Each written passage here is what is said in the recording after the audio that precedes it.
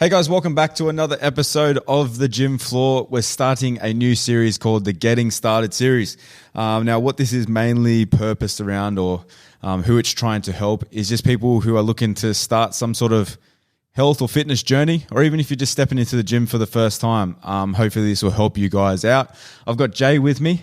Yeah. How are you, my man? Good. Good? A lot better than last time. Getting better each day, eh? Yeah, lost a bit of weight from the competition, so I'm feeling good. Yeah, feeling good. Training more. Yeah, it's good. You're looking buff. You're looking big. on the Balkan season? Yeah, just for about a month or so. Yep. And then we'll get back to cutting. Get back to cutting, just a slow, long cut. So much better. Yeah. I can't wait. Awesome, guys. All right, so as I said, it's this Getting Started series. It's going to be a 4-part series, okay? So 4 episodes in total. The first episode that we're going to talk about is goals, direction, and plans, okay? Pretty much what I want you guys to get out of this is just to have an idea of exactly where you want to take your health journey, the direction that you need to head into, and also a plan to back that up as well. So pretty much we sat down before this, had a little chat about what we wanted to talk about, our sort of life experiences. Obviously, you've been a PT for a minute now. How long is it? Is it like 7? 7 years? About 7, yeah. Coming up to those double dig. Yeah, not yet. Obviously, I've been playing in sport as well. So we have a fair idea of when it comes to setting a goal and then getting after that goal. So the first thing I want to talk about is SMART goals.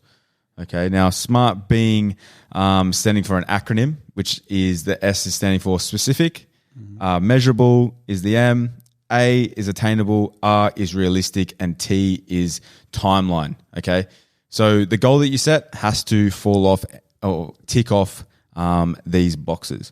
So do you want to talk about specific first, my man? What that sort of means to you? Pretty good relation actually to what you sort of just went through, I guess, with your comp prep. Yeah, so at the start of my prep, basically I was about 84 kilos, and in my category I had to be 79.4. So my specific goal was to be under 79.4. So like for anyone, maybe you're 100 kilos or whatever, you want to reach 90 kilos, your specific goal is losing 10 kilos. Pretty much. Yeah, and the reason why we say this is because a lot of people, even people that we've trained in the past, come to us and just say, hey, we want to lose a bit of weight. But we really enjoy How much? Yeah, how much, exactly. How much, what time, you know what I mean? Yeah. All these things play into how you're going to achieve this goal, and you need to have that direction. And it's like that analogy of like if a ship doesn't have a captain, it's not going to go anywhere. It's just going to float around the ocean. You know what I mean? So you have to have that direction.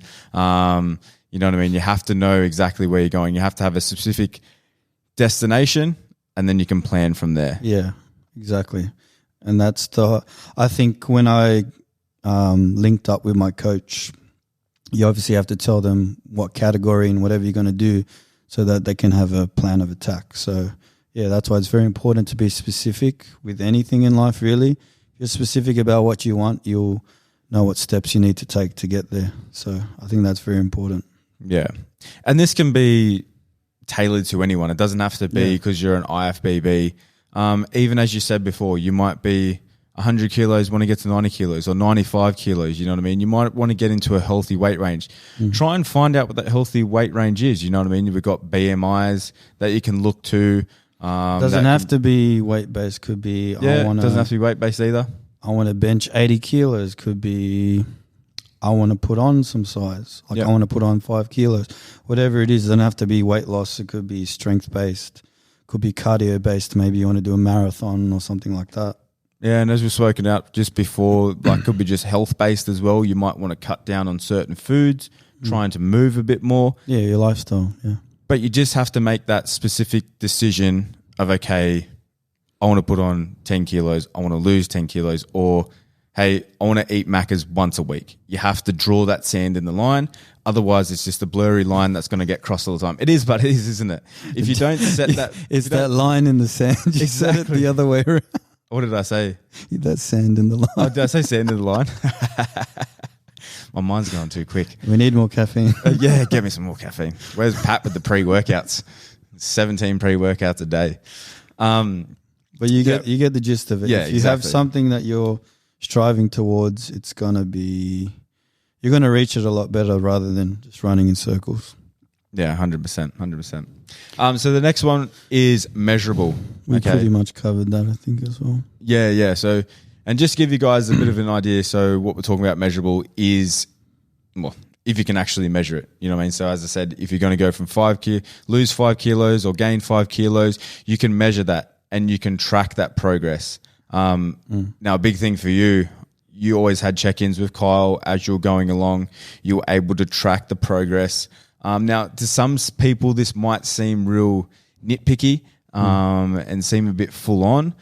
But if you want better results, you do have to be able to track because you need to know that you're progressing in the right direction. You know what I mean? Like, it's that old thing, you know, if you jump on a scale once a week, it doesn't necessarily mean you're heading in the right direction. You know, no. As you've pretty much just put on like 4 kilos overnight, and that's not fat. You know what I mean? After your show, yeah, that was water, that was glycogen. I think another thing is, when you're actually checking your weight, it has to be at least, I'd like to say 3 to 5 times a week minimum. Minimum because 3. You fluctuate, you know. Yeah, minimum. And then you get 3. the average of those weights, and then at least you can kind of get a better reading of what direction you're going in, whether it's the right way or not. And then on that way, if you're tracking your weight or whatever, at least you kind of know, okay, do I need to pull back on the food, or do I need to move a bit more? It's like if you're trying to save money, right?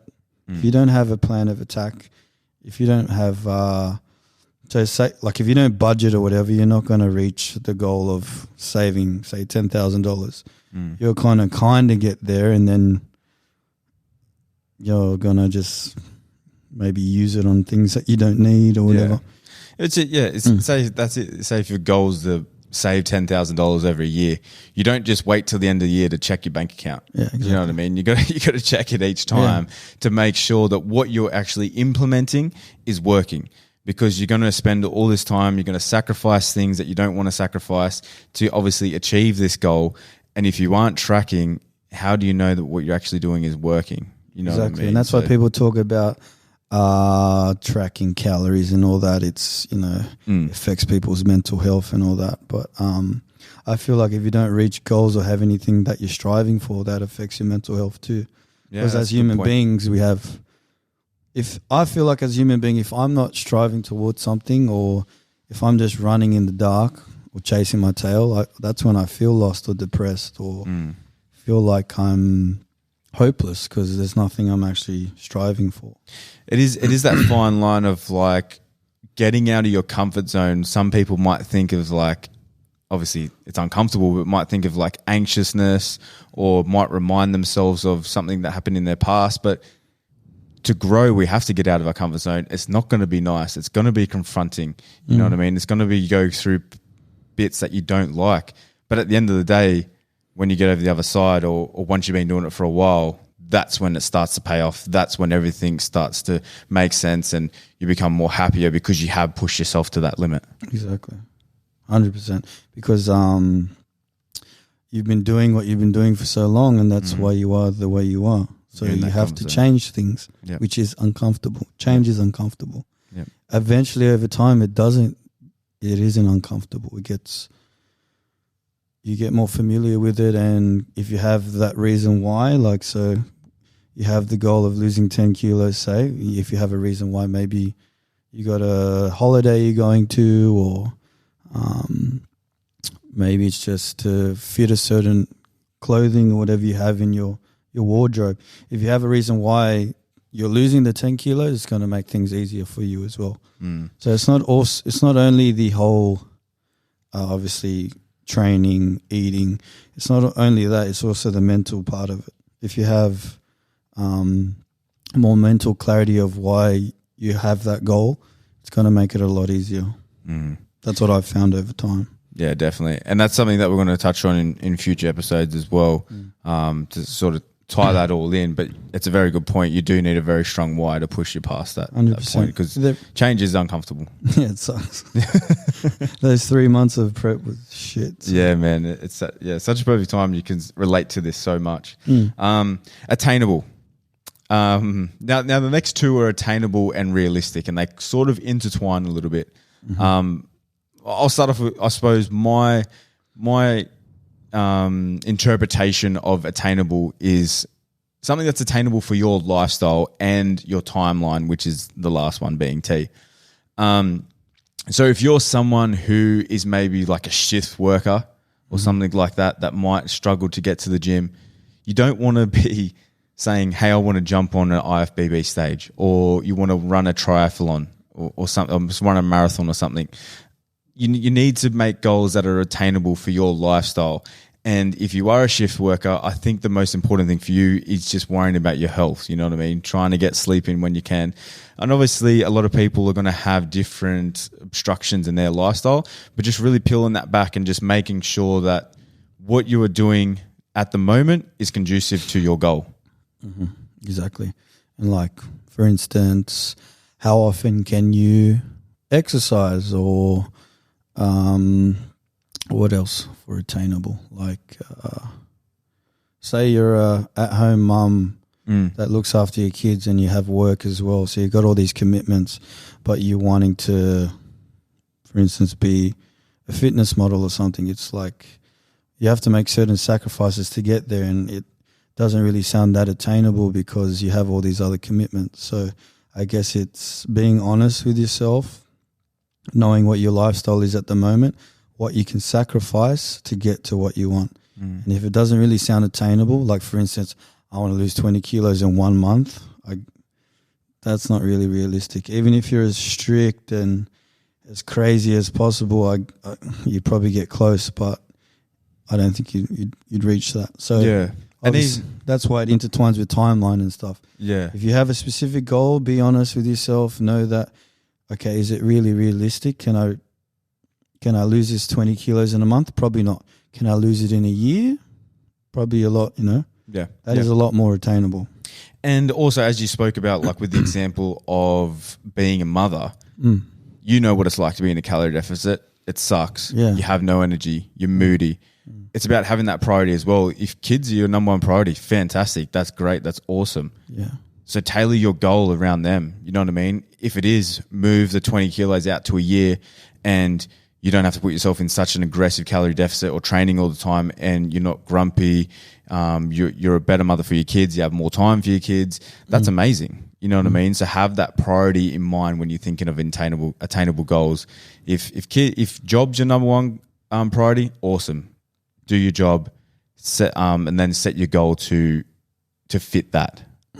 So I think that's sort of what like attainable sort of means to us. I think you have to go through it as well, because I thought when I was doing my bodybuilding show that I kind of knew what it was all about, but towards the last month, because I was so focused on that, on losing weight and looking a certain way, my job was affected, relationships were affected. Like I thought I knew, but until I actually went through it, like it's actually hard. So if you can honestly think of what your goal is, and if the things that you prioritize you're going to have to sacrifice them, and you can't, maybe you have to scale back on what you're trying to achieve. Yeah, very good point. And next one is realistic, and as we said, attainable and realistic sort of intertwine. But as you were speaking about before, I think realistic it does fall a little bit under genetics. You know what I mean? Exactly. And sort of what you are. When you just said that, I straight away thought of a 5-foot guy trying to be in the NBA. Like that's not really realistic. Yeah. Maybe 1 in 2 billion, but I'd like to see the statistics, especially in like the last 40 years of people I'd say who are in the 5 foot. If you're under 6 foot, it's going to be a lot harder for you. Like Chris Paul looks tiny and he's like 6'3". Yeah. You know what I mean? But that's essentially what it is. You know what I mean? Be realistic. It's not about walking into your gym and going to your PT and taking him a photo of Ronnie Coleman and being like, I want to look like this in 12 weeks. You know in what I 1 mean? year. Yeah. It's like, it's even for me, man, like I know I'm never going to have massive legs unless I was to use some sort of enhancements. It's just not really in my genetics. Like probably if I went hard out and did 5 years where I just nailed down But then progressive everything overload, else would suffer. but everything else would suffer. Exactly. And I'm not willing to give up certain things in my life to make my legs put maybe 3 or 4 kilos on my legs. Like it doesn't mean that much to me. Exactly. You know what I mean? But if it does mean that much to you, you got to look into like what it's going to take, because I can tell you now, a lot of those dudes are stepping on and like they're sacrificing a lot more than just time and energy. They're sacrificing a lot of their health as well. Exactly. As we can have just seen, like over the last little bit, a lot of bodybuilders sort of been dropping dead from heart attacks and stuff like that. And obviously it's very sad, but it's a very real thing as well. And being realistic with what we're talking about at the moment, you need to be realistic with your goals. Yeah, and you got to, like for me, like it'd be cool to be a 100 kilo bodybuilder, but based on my genetics and my height and other things, my health's going to go down the drain. Obviously, I'm not going to have a social life, things like that. Like there's a lot of things you have to actually put into account before you actually want to reach that. So I scaled back the whole approach. Okay, based on my genetics and what I have already, what can I actually lean towards? And I went towards the classic physique approach because they are specific to height and weight, and that was a lot, better for my health because I didn't have to jeopardize it with certain performance enhancements and stuff like that. So, yeah, it's cool to have a goal, but maybe you have to scale it back a little bit and just base it on your genetics, what you're willing to sacrifice, all those other things. So, yeah, it's cool to have bigger goals, but sometimes we have to, look at things for what they are and just use the cards that you're dealt. Yeah. Make lemonade, so to speak. Exactly. Okay, so last one we got is timeline. Now this sort of ties everything in, I suppose, especially the last two we've just spoken about. But yeah, it's having that timeline, and I think you're probably really good at explaining this. Obviously, from the time that you decided to, okay, I'm going to go compete. This is how many weeks that I have, and then scaling back from there. And it sort of relates to, well, is it realistic? Is it attainable? You know what I mean? To have this timeline. And it's just like when we meet clients, maybe they have a wedding at the end of the year. At least you can sit down with them and give them a plan of attack and make them realize if it's actually realistic for them. Like if, say, what is it now? May, April? Yeah, end of April coming towards May, June, July, August, September, October. So say you got a wedding in November, which is 7 months away, and you're a 150 kilo bloke that wants to lose 50 kilos. Maybe that's not really realistic, but let's aim for 20 for now, and let's aim for 20 within 7 months, and then you might even get that much momentum that you lose it within 3, and then you'll have that positive reinforcement that, oh yeah, I can do it, and maybe we'll get close to 50, but at least our goal, we scaled it back a bit and we knew what our timeline was, and then you felt more happy within yourself instead of putting such a big expectation and then not reaching it and then feeling more depressed, and that's when you go the opposite way. So I think that building these SMART goals or things that are more attainable in the long run is better for you. Yeah. And I feel like for me anyway, timeline as well gives you a little bit of urgency. Yeah, exactly. As well. This is the classic quote of like, if you got a dream but you don't put a timeline to it, it's not a goal, it's just a dream. You know what I mean? It'll never happen. Yeah, it'll never happen. So you got to sort of put your timeline to it. It'll give you that urgency. Plus, when it plays into tracking as well. Now, sometimes it can be... You don't want to be in a surplus or deficit for 12 months. yeah, exactly. Yeah, That's another thing, Play it out. But it's also like, as you said before, someone that might want to lose 20 kilos or whatever in 7 months, it can seem like such a massive goal and so far away. But if you're tracking along the way, it's like, hey, knock off that first kilo in 3 weeks. And you can scale it back. You can go, okay, that's 20 in 7. What are we going to aim for every week or every month? Yeah. If you scale it back to, okay, 1 kilo a week or whatever. Yeah, it's like less than 1 kilo a week. And if you sort of look at it in that way, you feel like, oh, right, I can reach that. Yeah, it's just that baby step. You know what I mean? Knock 1 kilo off. Cool. Awesome. Next one. You know what I mean? It's also, the timeline is not about so much giving you that end goal and it seems so quite daunting and so far away, but it's also the steps, the checkpoints and the steps on the way that you can break down from that to be able to make sure you're on the right track. Exactly. And to make sure that what you're tracking and what you're measuring is actually pushing you towards that in the timeline you want. And then it just helps create a proper plan and hold you accountable as well, because you're like, shit, I have to reach this certain timeline. So maybe I stuffed up this week, but now I have to step it up a notch, because that's what it was like for me in my comp prep.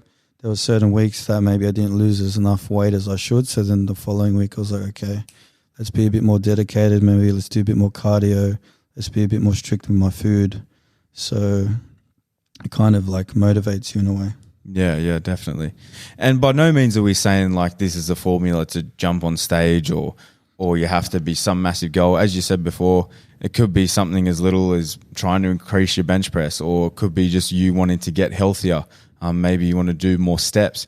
It can be tailored towards anything that you want. You know what I mean? It's just more about setting that goal specific. And trying to stick to it as well. Yeah, stick to it. Because that's another thing. People make a goal and then in a week, 2 weeks, I'm going to change to this one and that one. Yeah. Yeah. I've done it myself. I can't say I haven't. Yeah, 100%. I think everyone is guilty of that for sure.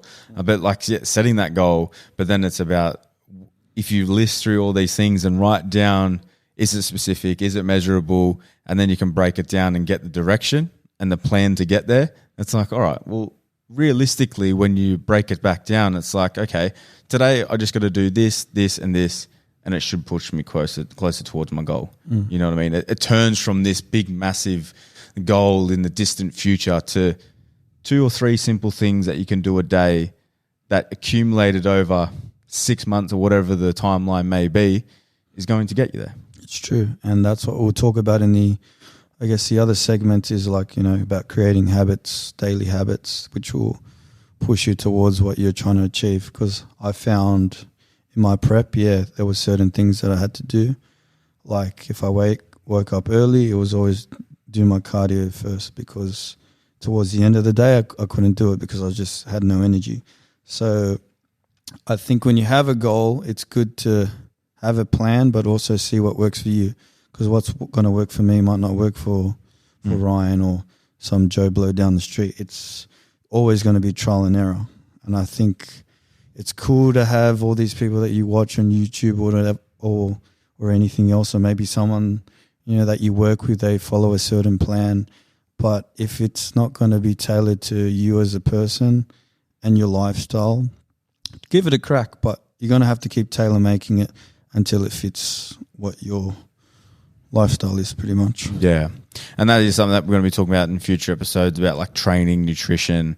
We're going to touch on those things, as you said, habits as well, because it's a good point you sort of brought up just there of like, there's no point following some famous influencer that is doing some program and they've been training for 15 years and you're someone who's just stepping into the gym for maybe the first time or the first time in 5 years. You don't need to go 0 to 100. Well, that's what I did during my prep. I watched a lot of YouTube guys about high volume, low calorie meals, and some things I really like I stick to now, other things I didn't use. So just like a training program or a certain diet, you're just going to keep having to tailor make it and see, okay, what works for me and what do I don't like. If you don't like it, just get rid of it, Awesome. Well, I hope you can join us for part 2, guys, and I hope this has been helpful so far. Make sure you do all those good things, like, subscribe, comment, and share if you can. We like to sort of get it out to as many eyeballs as we can. But until part 2, thanks for that, Jay. Appreciate it, bro. No worries. See you later, guys. See ya.